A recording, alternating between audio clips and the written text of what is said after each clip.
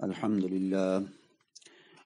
لله رب العالمين والعاقبة للمتقين والصلاة والسلام على سيد الأنبياء والمرسلين أما بعد فأعوذ بالله من الشيطان الرجيم بسم الله الرحمن الرحيم أمن خلق السماوات والأرض وأنزل لكم من السماء ماء فأنبتنا به حدائق ذات بهجة ما كان لكم أن تنبتوا شجرها أإله مع الله بل هم قوم يعدلون صدق الله وصدق رسوله النبي الكريم ونحن على ذلك لمن الشاهدين والشاكرين والحمد لله رب العالمين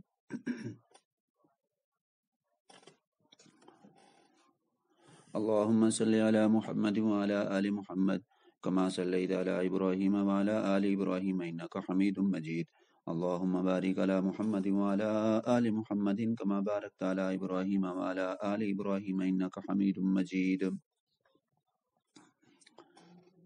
ترجمہ اور تفسیر کی آن لائن کلاس میں 20ویں پارے کا خلاصہ اور اس کے مشہور مقامات آج ہم پڑھیں گے انشاءاللہ. 20ویں پارے کی ابتدا میں اللہ تعالیٰ کی قدرت اور وحدانیت کے 5 دلائل اور 5 براہین ذکر کیے گئے ہیں اور پانچوں کے پانچوں سوالیہ انداز میں مذکور ہیں. پہلی دلیل اور پہلی برہان یہ ہے امن خلق السماوات والارض وانزل لکم من السماء ماء، کیا وہ اللہ جس نے آسمانوں اور زمینوں کو پیدا کیا اور آسمان سے بارش برسا کر خوبصورت اور تر و تازہ باغات بنائے، وہ بہتر ہے یا جنہیں یہ شریک ٹھہراتے ہیں وہ بہتر ہے؟ دوسری دلیل امن جعل الارض قرارا وجعلها خلالها انہارا وجعل لها رواسي وجعل بین البحرین حاجزا، وہ محسن حقیقی جس نے انسان کے لیے زمین کو باعث قرار بنایا ہے، اس کے سینے میں نہریں جاری کی ہیں، اس کی پشت پر بھاری پہاڑ رکھ دیے ہیں، اور میٹھے اور کھاری پانی کو خلط ملط ہونے سے بچانے کے لیے ان کے درمیان رکاوٹیں کھڑی کر دی ہیں. کیا اس محسن اور قادر ذات کو بتوں کی مثل ٹھہرانا کسی صورت بھی قرین انصاف ہے؟ تیسری دلیل اور تیسری برہان میں ارشاد فرمایا امن یجیب المضطر اذا دعاہ ویکشف السوء ویجعلکم خلفاء الارض االہ مع اللہ قلیلا ما تذکرون، مجبوری، مظلومیت، بیماری اور تکلیف کے وقت کسے پکارا جاتا ہے؟ رب العالمین کو یا یہ بے جان بتوں کو؟ چوتھی دلیل اللہ کی قدرت اور وحدانیت کی، اللہ نے ارشاد فرمائی امن یہدیکم فی ظلمات البر والبحر ومن یرسل الریاح بشرا بین یدی رحمتہ االہ مع اللہ، سمندر میں اور خشکی کی تاریکیوں میں راستہ کون دکھاتا ہے؟ بارش برسنے سے پہلے ٹھنڈی ہوائیں کون چلاتا ہے؟ رب کریم یا ہاتھوں سے گھڑی ہوئی یہ مورتیاں؟ پانچویں دلیل آخری دلیل یہ بیان فرمائی امن یبدأ الخلق ثم یعیدہ ومن یرزقکم من السماء والارض، انسان کو ابتدا میں کس نے پیدا کیا تھا اور دوبارہ کون پیدا کرے گا؟ رب العالمین کے سوا کون ہے جس کا تم نام پیش کر سکو؟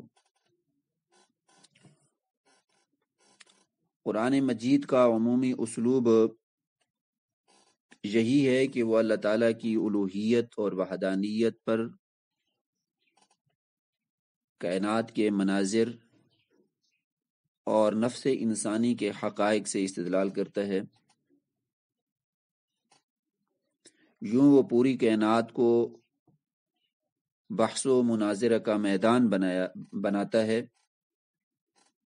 یہاں تک کہ مخالف بھی یہ تسلیم کرنے پر مجبور ہو جاتے ہیں کہ اللہ کے سوا کوئی بھی نہیں جو یہ سارے کام کر سکے.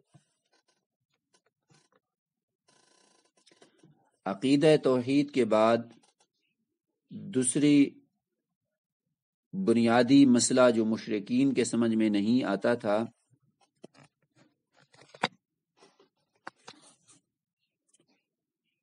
وہ دوسری زندگی کا مسئلہ تھا. وہ کہتے تھے کہ یہ کیسے ممکن ہے کہ آئدہ متنا وکننا ترابا وآئدہ من آئنا لمبعوثون، کہ ہم مر جائیں گے، گل سڑ جائیں گے، ہڈیاں ہماری ہو جائیں گی، ہم دوبارہ کیسے زندہ ہوں گے. چنانچہ اللہ تعالیٰ نے ارشاد فرمایا، وہ یہ کہتے ہیں وقال الذین کفروا اذا کنا ترابا وآباؤنا ائنا لمخرجون.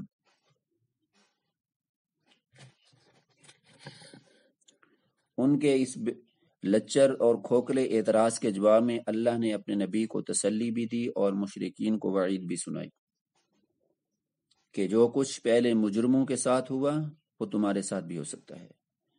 زمین پر چل پھر کر دیکھ لو کہ ان کے ساتھ کیا ہوا.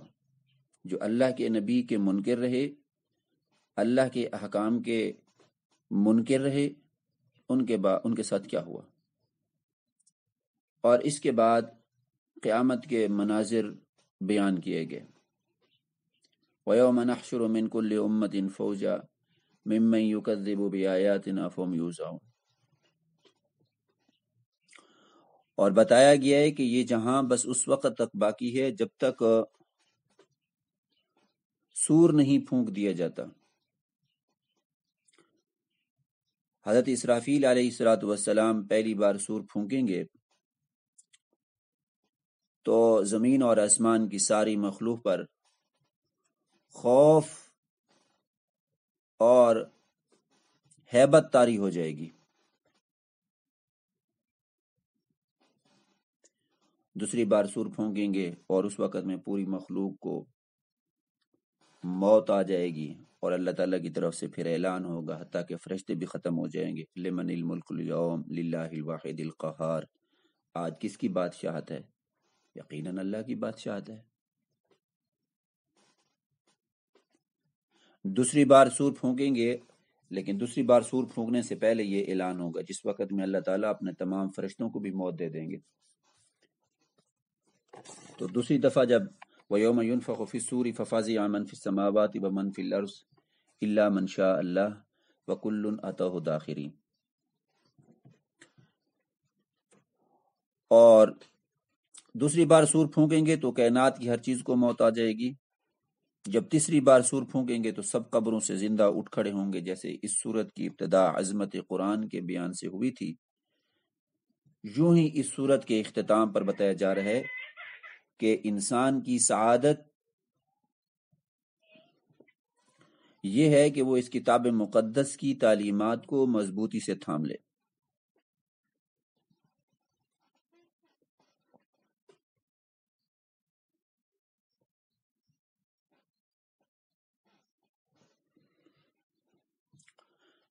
یہاں تک سورت نمل کا اختتام ہوتا ہے اور آگے سورت القصص شروع ہو رہی ہے. سورت القصص مکی ہے، اس میں 88 آیات اور 9 رکوع ہیں. طاسین میم تلک آیات الکتاب المبین. اور اس کی ابتدا بھی حروف مقطعات سے ہے اور پیچھے آپ پڑھ چکے ہیں کہ حروف مقطعات سے جن صورتوں کی ابتدا ہوتی ہے اس کے بعد فوراً اللہ رب العزت قرآن مجید کا تذکرہ کرتے ہیں.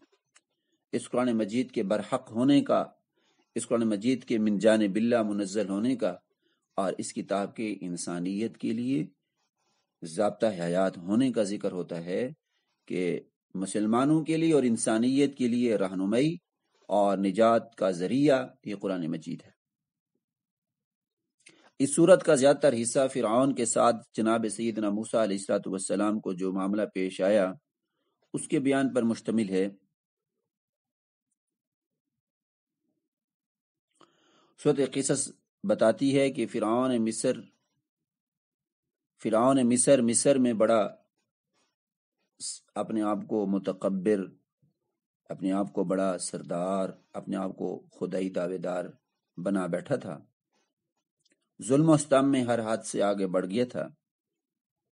اس نے آج کے سامراج اور استعمار کی طرح مصر والوں کو مختلف گروہوں اور طبقات میں تقسیم کر رکھا تھا تاکہ اس کا جو اقتدار ہے، اس کی جو حکومت ہے، اس کو دوام ملے. بنی اسرائیل جو مصر کی بہت بڑی اقلیت بن چکے تھے اس کے ظلم و ستم کا خصوصی ہدف تھے. پھر اللہ نے کمزوروں کو اٹھانے اور زیر دستوں کو بالائے دست کرنے کا ارادہ کر لیا۔ زیر طاقت ہمیشہ نہیں رہتی، زیر فوج ہمیشہ نہیں رہتی، ہر عروج کو زوال ہوتا ہے، بالخصوص وہ عروج جس کی بنیاد ہی اللہ اور اس کے رسول کی خلاف ورزی ہو، وہ عروج جس کی بنیاد کفر ہو، وہ عروج کیسے دوام پکڑ سکتا ہے؟ انہی حالات میں جناب سیدنا موسیٰ علیہ السلام کی ولادت ہوتی ہے۔ آپ کی والدہ پریشان ہو گئیں کیونکہ وہ جانتی تھی کہ فرعون کے کارندوں کو اگر خبر ہو گئی تو وہ نومولود کو زندہ نہیں چھوڑیں گے، اس لیے کہ فرعون نے اپنے ہرکاروں سے اور اپنے ان کارندوں سے مشورہ کرنے کے بعد یہ جو ہے وہ حکم دے دیا تھا کہ ذبحون ابناءکم ویستحیون نساءکم، کہ جو بچے مرد بچے پیدا ہوں، بچیاں نہ ہوں، ان کو قتل کر دیا جائے اور ان کے جو بچیاں ہیں ان کو چھوڑ دیا جائے۔ حکیم و خبیر رب نے ان کی رہنمائی کی، انہوں نے صندوق بنایا، اس میں اپنے لخت جگر کو لٹا کر دریائے نیل کے لہروں کے حوالے کر دیا، اور پانی کے دوش پر تیرتے ہوئے صندوق کو فرعون کی کنیزوں اور خادماؤں میں سے ایک نے اٹھا کر اس کی اہلیہ سیدہ آسیہ رضی اللہ تعالیٰ عنہ کی گود میں ڈالا۔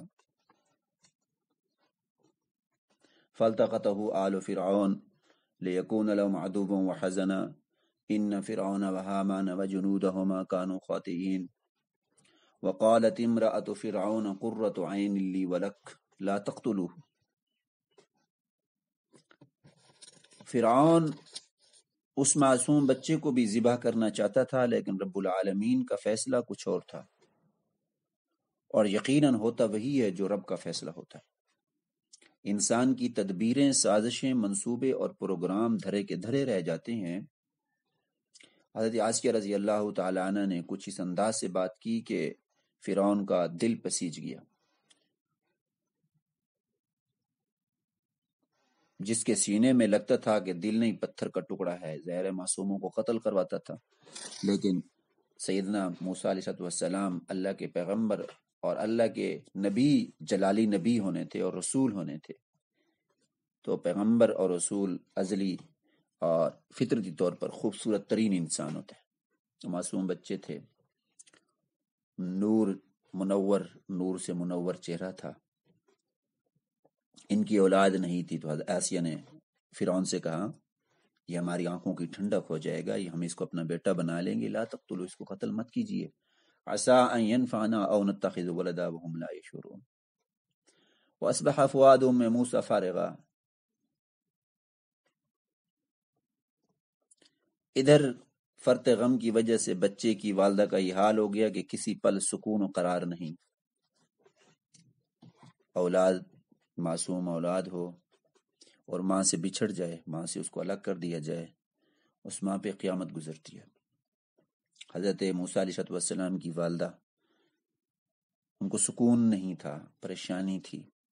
تصور میں صندوق کو فرعون کے ہاتھ لگنے اور بچے کے گلے سے خون کا فوارہ پھوٹتے دیکھتی ہیں، لیکن رحیم کریم اللہ نے اس کے اڑتے ہوئے دل کو قرار عطا فرمایا اور وعدہ کیا کہ بچے کو تمہاری ہی گود میں واپس لٹا دیا جائے گا۔ یہ معجزہ کیسے ظاہر ہوگا؟ یہ ناممکن کیسے ممکن ہوگا؟ یہ سوچنا تمہارا کام نہیں، یہ ہمارا کام ہے۔ بھوکے بچے کو کئی دائیوں نے دودھ پلانے کی کوشش کی، لیکن وہ کسی کا بھی دودھ پینے پر راضی نہ ہوا۔ اصل میں جس وقت جناب سیدنا موسیٰ علیہ السلام کی والدہ محترمہ نے اس صندوق کے اندر اس معصوم بچے کو ڈال کر دریائے نیل کے اندر بہا دیا تھا، تو ساتھ موسیٰ علیہ السلام کی جو بہن تھی وہ بھی چلتی رہیں کہ جا کر میں دیکھوں گی کہ وہ فرعون کی خادمائیں اور فرعون ان کے ساتھ کیا کرتا ہے۔ وہ اس وقت موجود تھیں اور انہوں نے کہا کہ میں آپ کو ایک ایسا گھر نہ بتاؤں، وہاں ایک عورت ہے، اگر وہ اس کو دودھ پلائے گی تو اس بچے کو سکون آ جائے گا۔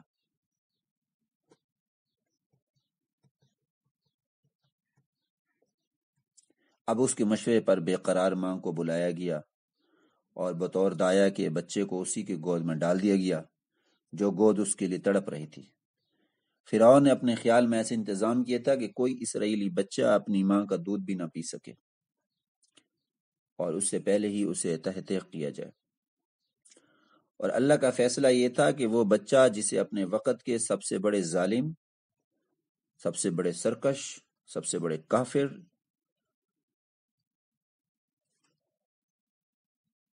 کے اقتدار کے لیے خطرہ بننا تھا، اس کی پرورش اسی اقتدار کے زیر سایہ اور صاحب اقتدار کے نان و نفقہ سے ہوا، پھر وہی ہو کر رہا جو رب العالمین کا فیصلہ تھا۔ خدائی کے جھوٹے دعوے دار کی تدبیر ناکام ہو کر رہی۔ حضرت موسیٰ علیہ السلام نے جوانی کی حدود میں قدم رکھا تو آپ کے ہاتھوں ایک قبطی کا خون ہو گیا۔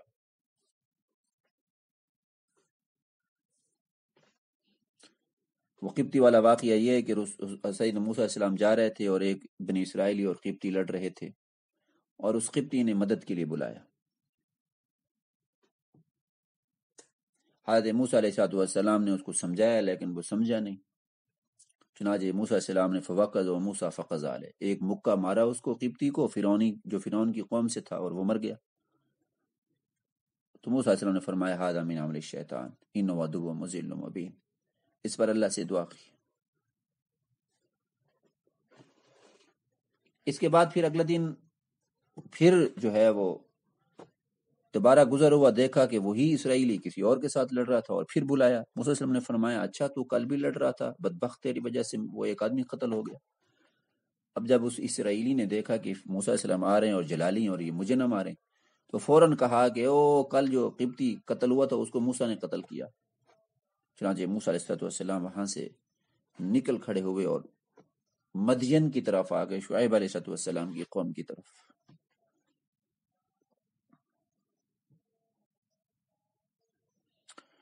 اور پھر اصل میں جس وقت میں اس اسرائیلی نے آپ کے یہ قتل کا راز فاش کر دیا تھا اور لوگوں کو بتا دیا تھا، تو ایک نیک آدمی آیا، وجاء رجل من اقصى المدینۃ یسعى قال یا موسیٰ ان الملأ یأتمرون، اے موسیٰ تیرے خلاف فرعون کے لوگ مشورہ کر رہے ہیں، لیقتلوک تاکہ وہ آپ کو قتل کریں، فخرج آپ چلے جائیے، انی لک من الناصحین میں تو تیرے لیے بڑا خیر خواہ ہوں۔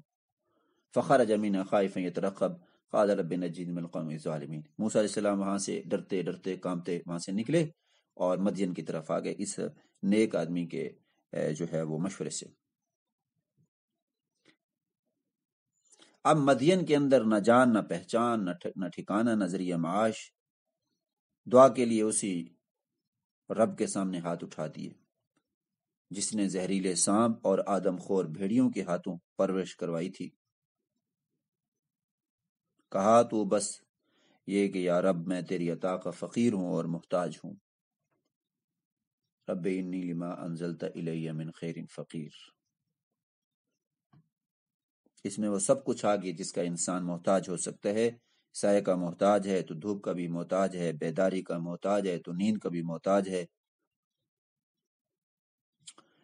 ہمارے اکابر اور بزرگوں سے یہ منقول ہے کہ اگر کسی بچے یا بچی کی شادی نہ ہو رہی ہو اور وہ پریشان ہو اور وہ یہ چاہتا ہو یا چاہتی ہو کہ اس کے لیے نیک رشتہ آئے، تو اس دعا کو کم از کم روزانہ 500 دفعہ پڑھے تو اچھا اور نیک رشتہ آئے گا۔ رب انی لما انزلت الی من خیر فقیر۔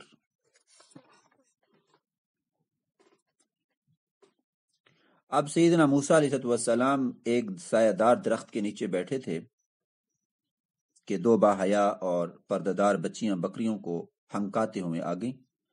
ان کی بکریوں کو عذرائے احسان کنویں سے پانی کھینچ کر پلا دیا کہ یہ شرما رہی ہیں، کنویں سے لوگ آتے ہیں پانی بھر رہے ہیں، یہ جوان ہیں اور ایک سائڈ پہ کھڑی ہو گئی ہیں، تو چونکہ یہ بڑے ہی طاقتور تھے وہاں جا کے انہوں نے پتھر کو ہٹایا اور وہاں جا کے پانی پلانا شروع کر دیا۔ وہ بچیاں بڑی سمجھدار تھیں، اپنے والد جناب سیدنا شعیب علیہ السلام کے سامنے جا کر اس اجنبی مسافر کی قوت، طاقت اور امانت کا تذکرہ کیا اور تعریف کی۔ انہی میں سے ایک بچی کے ذریعے جناب سیدنا موسیٰ علیہ السلام کو بلایا گیا۔ پھر موسیٰ علیہ السلام نے ان سے کہا کہ میں آگے چلتا ہوں، آپ میرے پیچھے چلیں۔ نبی فطرتی طور پر باحیا ہوتا ہے، اس کے اندر حیا شرم و حیا اعلیٰ درجے کی ہوتی ہے۔ یہی وجہ تھی کہ جناب سیدنا موسیٰ علیہ السلام نے اس بچی سے کہا کہ آپ میرے پیچھے چلیں اور میں آگے چلتا ہوں، تاکہ نہ چاہتے ہوئے بھی اس پر میری نظر نہ پڑے۔